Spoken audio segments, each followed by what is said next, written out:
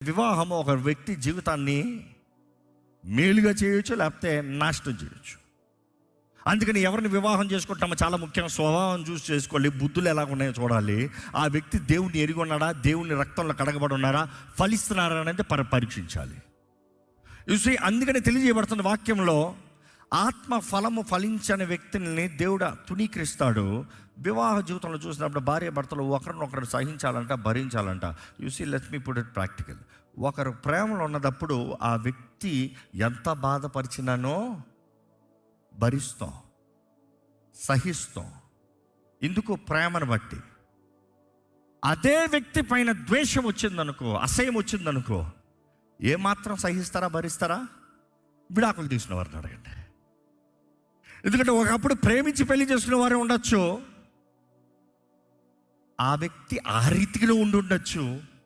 కానీ నువ్వు ప్రేమ అన్న లెన్స్ పెట్టుకున్నావు కాబట్టి ఆ వ్యక్తి ఎంత చెడ్డోడైనా నీకు మంచోళ్ళలాగే కనబడ్డాడు. కానీ ఎప్పుడైతే ఆ ప్రేమ నా లెన్స్ తీసి పక్కన పెట్టావో, ఈ వ్యక్తి ఎంత మంచి చేసినా కూడా చెడ్డగానే కనబడుతుంది. నువ్వు ప్రేమించిన రోజు నుండి అదే రీతిగా మాట్లాడి ఉండొచ్చు, ఈరోజు వేరేలాగా అర్థమవుతుంది.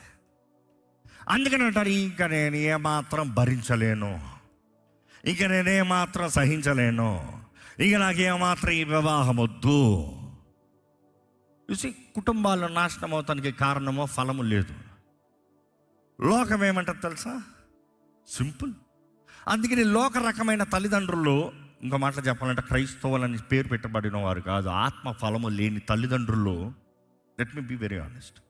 ఆత్మ ఫలము లేని తల్లి, ఆత్మ ఫలము లేని తండ్రి బిడ్డకి ఏం నేర్పిస్తారు? ఎందుకంటే అమ్మ బిడ్డ బాధపడతా ఉంటే ఊరుకోగలదా? ఇంపాసిబుల్. నిజంగా బాధ లేకపోయినా బిడ్డ బాధపడుతుంది అని చెప్పినంత మాత్రాన అమ్మ ఊరుకుంటుందా? ఊరుకోదు. అమ్మ ప్రేమ కదా. కానీ అదే అమ్మ నిజంగా ఫలించే వ్యక్తిగా ఉందనుకో, పర్వాలేదమ్మా ఓర్చుకో, పర్వాలేదమ్మా సహించుకో, ప్రార్థన చేద్దామమ్మా దేవుడు మారుస్తాడు. We will expect him or her to change. ప్రార్థన చేద్దాము, దేవుడు కార్యం జరిగించగలిగిన దేవుడు, నీ కుటుంబాన్ని దేవుడు కడతాడు, ఓర్చుకో అని చెప్పేది ఫలం కలిగిన తల్లి లేకపోతే తండ్రి. I'm saying vice versa. But అదే సమయంలో ఫలము లేని వ్యక్తులు ఎందుకు వచ్చాయి, వేరే చూసుకోదందా, మళ్ళీ పెళ్లి చేసుకోదందా, వద్దులే ఈ వివాహం వద్దులే కానీ చేద్దా, విడాకులు ఇచ్చేయచ్చా, సమాధానంగా బ్రతుకు నువ్వురా. నిజంగా సమాధానం బ్రతుకుతారా? జీవితం ముందుకు సాగిపోతుందా? అందుకని సర్వే తెలియజేస్తుంది, ఎప్పుడైతే ఒక వ్యక్తి విడాకులు తీసుకుంటున్నారో జీవితం తలకిందలైందంట. వివాహం చేసుకుంటానికి ముందే బెటరు, వివాహం చేసుకోకుండా ఉంటామే బెటరు. వివాహం చేసుకుని నాశనం చేసుకుంటాం కదా. అందుకని కమ్యూనిటీలో ఈ మధ్యకాలంలో సర్వే తీశారు, ఒక స్త్రీ, let's talk about what ever the technology are the culture, మనుషుడు బుద్ధే. ఒక స్త్రీ భర్త లేని స్థానంలో బిడ్డలు కలిగి కూడా భర్త లేని స్థానంలో ఒక స్త్రీ సమూహంలో కనబడితే షీఈ్ అన్ ఓపెన్ డోర్ అంట. సర్వే తెలియజేస్తుంది. మనుషుడు ఎలా చూస్తాడంటే షీఈ్ వల్నరబుల్ అంట. ఎందుకు? యజమాని లేడు కదా, శిరస్సు లేడు కదా. వివాహం అవుతున్న ముందు నాన్న, తండ్రి, అక్కడ ఒక యజమాని ఉన్నాడు. భర్త వచ్చినప్పుడు తండ్రి పోస్ట్ అయిపోయింది. ఇంకా తండ్రి హ్యాండెడ్ ఓవర్. ఇక తండ్రికి అధికారం కాదు, భర్తకి అధికారం. భర్తే నాన్న అవుతాడు. నువ్వు అంగీకరించకపోయినా భర్తే నాన్న అవుతాడు. ఆ భర్త సర్వం అనేది అర్థం చేసుకోవాలి. ఈ సంథింగ్ వర్సా. వివాహమైన తర్వాత భార్య నీ తల్లి అయింది. That is the responsibility. తల్లిని ప్రేమిస్తున్నావు, గౌరవిస్తున్నావు, కానీ అమ్మా అక్కడ కాదు, భార్యతో మాట్లాడు. కొంతమంది భార్యతో మాట్లాడరంట, ఆయన తర్వాత అమ్మ ఏం చెప్తుందో చేద్దాం. అమ్మని అడుగుతాం కాదు, భార్యని అడుగు, నీ సహకారిని అడుగు. నీకు సాటి అయిన సహకారిని దేవుడు ఇచ్చాడని నువ్వు నమ్మితే నీ భార్య ఒపీనియన్ మ్యాటర్స్, నీ అమ్మ ఒపీనియన్ మ్యాటర్ కాదు. నా భార్యకి ఏం చేయాలని నీ అమ్మని అడగద్దు, నీ భార్యని అడుగు. ఎందుకంటే నీ భార్య నీ అమ్మ కాదు, నీ అమ్మ నీ భార్య కాదు. అంటే మనస్తత్వంలో ఇద్దరు స్వభావం వేరు, ఎదిగిన విధానం వేరు. అందుకని ఒక వ్యక్తి జీవితంలో the decisions that he makes really influences. ఈరోజు మనం ఎలా కోరుతామంటే, జస్ట్ బికాస్ నేను కలిసి బ్రతుకుతున్నాను కాబట్టి పలానా వ్యక్తి నాకు మారిపోవాలి. నీకు మారతం కాదు, ఒకరిని ఒకరు భరించాలి. భరిస్తాం అన్నదప్పుడు the real meaning is that, Bible అంటే నేను గమనించింది, నేను నేర్చుకున్నది, భరిస్తాం. ఎందుకు భరిస్తున్నావు అన్నదప్పుడు దేవుడు కూడా మనల్ని భరిస్తున్నాడంట. అవునా కదా? దేవుడు మనల్ని భరిస్తున్నాడంట. ఎందుకు భరిస్తున్నాడు? మనము మారుతామని, మన జీవిత విధానాన్ని మార్చుకుంటామని.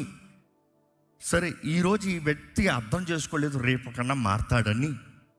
సరే, ఈరోజు ఈ మనస్తత్వాన్ని బట్టి నా ఉద్దేశాలు, నా కార్యాలు గ్రహించలేకపోయాడు ఈ వ్యక్తి, రేపటికన్నా అర్థం చేసుకుంటాడు. అందుకని ఒక విశ్వాసి మనస్తత్వం ఎలా ఉండాలంటే, దేవా నేను మారాలని ఆశపడుతున్నానయ్యా, నేను మారటానికి ప్రయత్నం చేస్తున్నాను ప్రభా. నిన్నున్న వ్యక్తిని, ఈరోజు ఉన్న వ్యక్తిని కాదు, ఈరోజు ఉన్న వ్యక్తి రేపుని కాదు, ప్రతి దినము నీ స్వభావము, నీ హృదయము, నీ మనస్తత్వం తగినట్టుగా నేను మారాలని ఆశపడుతున్నాను ప్రభా. ఈరోజు మిమ్మల్ని అడుగుతున్నానండి, మీలో మార్పు ఉందా? దేవుడు మిమ్మల్ని భరిస్తున్నాడు. ఎంతమంది కూడా ఉన్నవారు చెప్పగలుగుతారు, దేవుడు నన్ను భరిస్తున్నాడు, నేను గ్రహిస్తున్నాను అన్నవారు చేతులు హల్లెలూయా చెప్తారా? దేవుడు మనల్ని భరిస్తున్నాడు, మనం ఒకరిని ఒకరు భరించుకోవాలని దేవుడు వాక్యం తెలియజేస్తుంది. ఒకరినొకరు భరిస్తామన్నప్పుడు wait, give them opportunity to change. కొంతమంది ఎలాగుంటారంటే, ఈ భార్య భర్తల మధ్య గొడవలు వచ్చినప్పుడు చెప్తారు చూడండి. కొంతమంది అంట, ఐమ్ సేయింగ్ వర్స్, భార్య అంటే భార్య మాత్రం కాదు, భర్త అంటే భర్త మాత్రం కాదు, ఇద్దరు బుద్ధులు, కొన్ని స్వభావాలు ఇక్కడ ఉంటుంది, కొన్ని స్వభావాలు ఇక్కడ ఉంటుంది. ముందే స్టాంప్ వేసేస్తారంట. అసలు వారి చెప్తానికి వినరంట. నువ్వు అంతే, నువ్వు నెక్స్ట్ ఏం చేస్తావు నాకు తెలుసులే. ఆ రోజు చేసింది వేరు, ఈ రోజు చేసేది వేరు. ఈ రోజు ఆ రోజు వ్యక్తి కాదు. వెయిట్ చెయ్యి. నువ్వే ముందుకు స్టాంప్ ఎందుకు వేస్తావు? కొడతావా? కొట్టు పట్టని కొట్టుతా. కొట్టాడు, ఎవడు కొట్టమన్నాడు? అంటే మారతానికి అవకాశం ఉన్నారంట. ఆ రోజు నువ్వు అట్లా చేసావు కాబట్టి ఈ రోజు అట్లే చేస్తావు నాకు తెలుసు, చేసాయి. రెచ్చగొడతాం. అది let them change, give them the opportunity to change. Don't judge based on the past. Forbearance is to endure. I am waiting for you to change. అవసరమైతే చెప్పు, ఆ రోజులాగా ఈరోజు చేయకండి ప్లీజ్, ఆ రోజులాగా ఈరోజు బాధ పెట్టద్దు please. That is better way to approach than to say, కొడతావా? ఆ రోజు కొట్టే కదా, ఇప్పుడు కొడతావు నాకు తెలుసు, నువ్వు ఏం చేయబోతున్నావు నాకు తెలుసు, నువ్వు వెళ్తావు నాకు తెలుసు, నువ్వు చేస్తావు నాకు తెలుసు. అంటే నీకేం తెలుసు? You don't have faith for the he or she to change.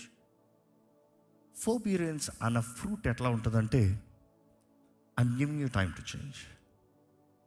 ఎందుకంటే దేవుడు చివరికి మనందరికీ సమయం ఇస్తున్నాడు, అవకాశం ఇస్తున్నాడు. మనం ఎదగాలని, ఫలించాలని, మారాలని, ఆయనకు అంగీకారంగా బ్రతకాలని, ఆయన చిత్తము జరిగించాలని, మనము ఆయన మార్గంలో నడవాలని దేవుడు అవకాశం ఇస్తున్నాడు అండి.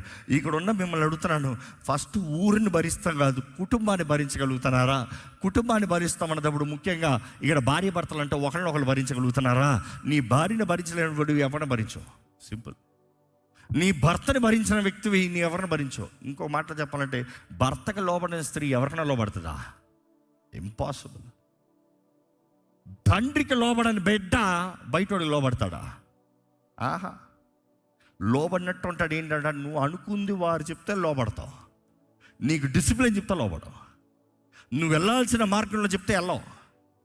ఈరోజు మిమ్మల్ని అడుగుతున్నాను, దేవుని బిడ్డలైన మీరు, దేవుని అంగీకరిస్తున్న మీరు, దేవుని మార్గంలో నడుస్తున్నాను మీరు, మీ జీవిత విధానంలో ఏదైనా మార్పు ఉందా? ఫలం ఉందా?